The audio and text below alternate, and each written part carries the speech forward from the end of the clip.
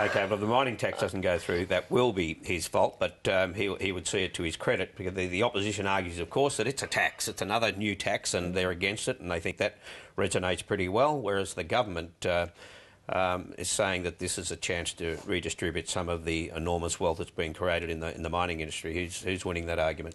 Well, I think at the moment the government's winning it, and I think the way public opinion has shifted over the last 12 months has changed the whole debate about this mining tax. And I think what happened was a couple of things happened earlier this year. One was BHP Billiton's announcement of a $23 billion profit, and the other was almost at the same time BlueScope Steel announcing cutting back their operations in Australia and scaling back their workforce. At the same time, you had some high-profile retailers in Australia closing up shop, and the public started to look at this and say, well, hang on, these two things don't really add up.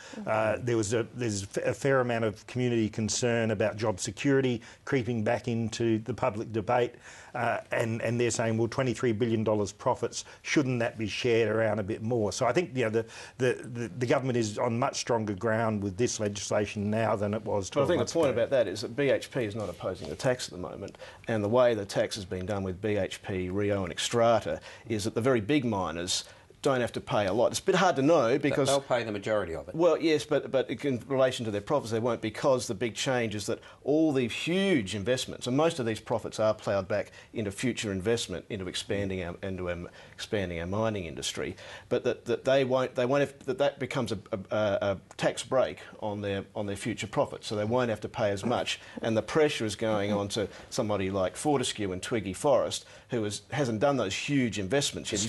He's building up to his next run just down. On that, then, on that point, let's hear from the Treasurer on that, and then we'll go back to you. Here's the Treasurer. Mr Speaker, this tax does not discriminate against small miners, and it will be paid predominantly by very large miners, Mr Speaker. Now, Mr Forrest is here today, and he was part of a press conference, and he claims to be a small miner, Mr Speaker. He's got a $20 billion company. A $20 billion company is not a small miner. We've been through a comprehensive process of consultation on this legislation, Mr Speaker, and there are some that are unhappy about it because the truth is, Mr Speaker, they don't want to pay any tax. And that goes pretty much to what you... Yeah, I think you've got to remember that this came out of the super profits tax last year that the government totally bungled. At the time, you recall, Treasury put out a paper saying this is a world-class tax reform.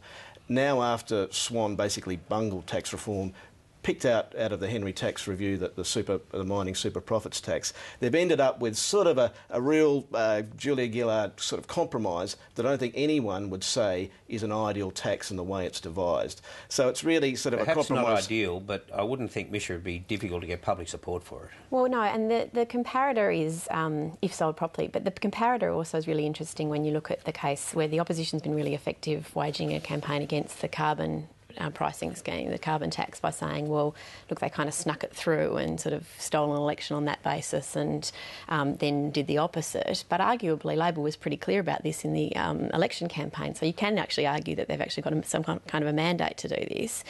And I think you're right, that there would be a lot of natural public sympathy on the idea that some of those massive profits should actually be redistributed to help small businesses in parts of the economy that are really doing it tough to get a tax break on their company tax and help them survive and keep Australians employed. And you can't underestimate the amount of support for this tax in the mining areas. I mean, there was a lot of emotional opposition against the super profits tax from mining areas when it was first announced. But now that people up I know what's going on in Queensland, people in those mining areas have had to think about it and have watched traffic get worse, watched rents go up even more, housing and other infrastructure constraints just multiply and multiply. They're starting to say now, well, perhaps we can get some money back into our communities. Yeah, the government will in the end will probably win the politics of this one, and the policy is sort of not ideal and could be a lot better.